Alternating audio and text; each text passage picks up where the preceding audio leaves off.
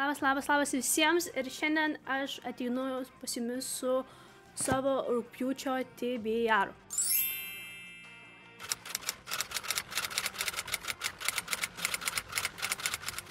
Tikriausiai keista mane matyti, nes dažniausiai tai kitos panos rodydavo save labiau. Nors kaip ir keista, nes paistas, tai labiausiai aš jaučiu būnu priešais kameras. Bet pasirodo čia ir aš dabar. Taigi, turiu kol kas 4 knygas susidėjusi savo rugpjūčio TBR. Iki rugpjūčio 6 skaičiau King of Henry. Tai čia aš jos neįdėjau, bet aš čia turiu tokias 4 storulės knygas, apie kurias šiandien pasikalbėsime. Ir labai noriu parodyti, kaip aš dėluosi savo TBR. Pirma knyga, kuri dažniausiai būna mano TBR, yra ta, kur aš esu beveik įsitikinus, kad man nepatiks.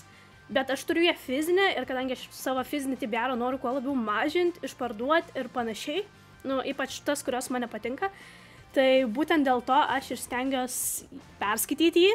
Taigi, pirmoji knyga, kuri verčia mane norėti visą dieną praleisti tualete, jį apsikabinus, yra Nightfall.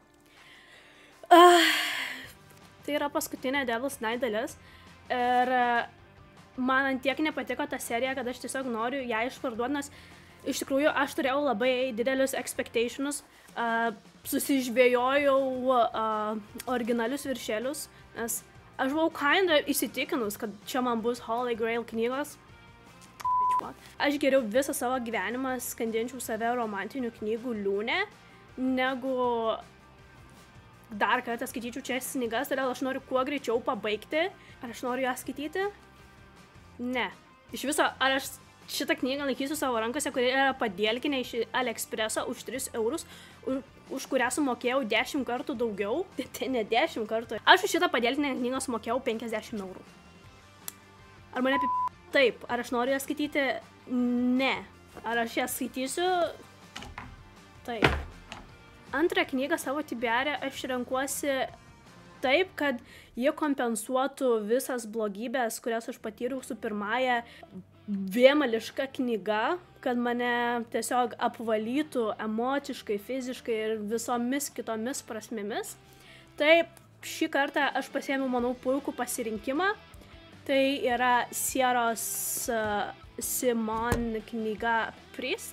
Nesu iš tikrųjų tikinti labai dievu, bet aš manau, kad tikrai, kai skaitysiu Nightfall knygą, aš tikrai maldausiu Dievo pagalbos. Todėl aš manau, kad kunigėlis tikrai padės tiek emociškai, tiek visaip kitaip apvalyti mano sielą nuo patirtų siaubų. Tai čia yra Dark Romance knyga.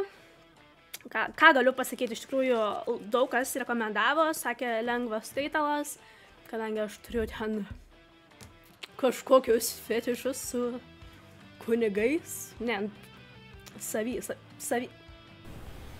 wanna fuck a priest. Catholic? Yes. A good one? Yes. Looks good in the...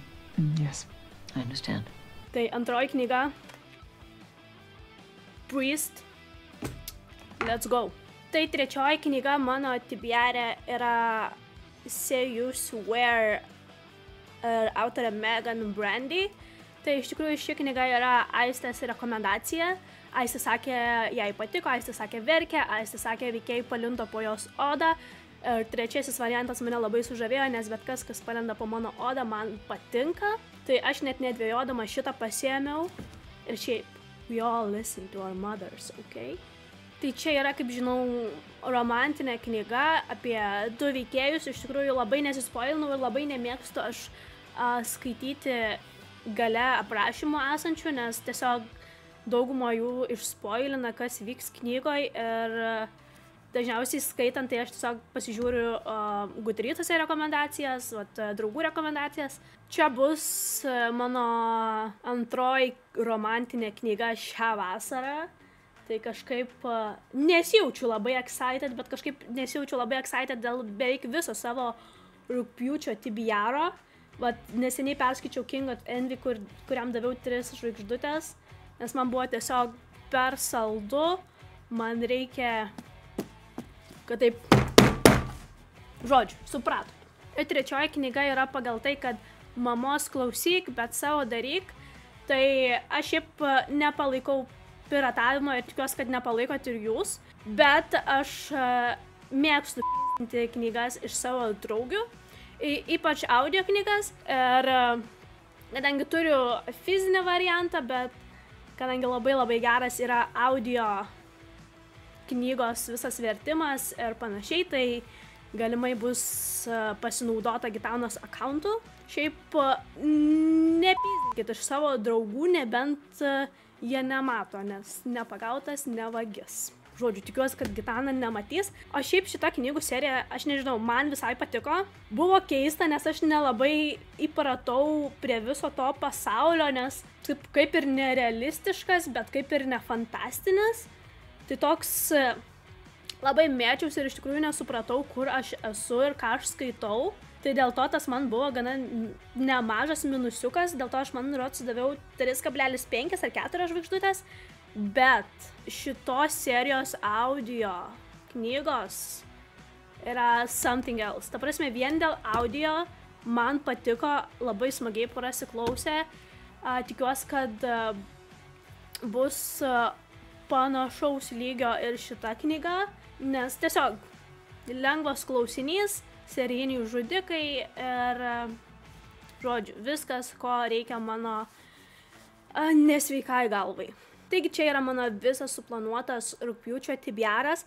Aišku, jis galimai gali keistis, galimai neperskaitysiu nei vienos knygos, nes iki pat mirties skaitysiu Nightfall ir tada vakarą galės šokti ant mano karsto. Everybody's talking all this time, my mom. Taigi, tikiuosi patiko.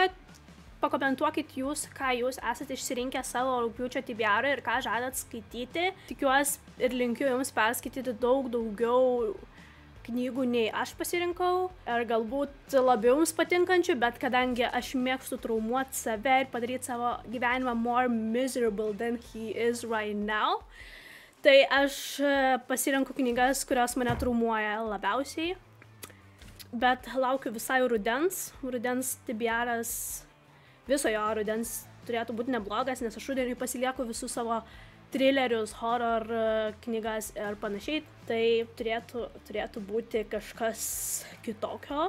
Tai žodžiu, ačiū, kad žiūrėjot. Kaip ir sakiau, pasidalinkite, koks yra jūsų rugpjūčio TBR'as ir kokias knygas jūs išsirinkote rugpjūčio mėnesiui. Like, subscribe ir susitiksime kitą kartą.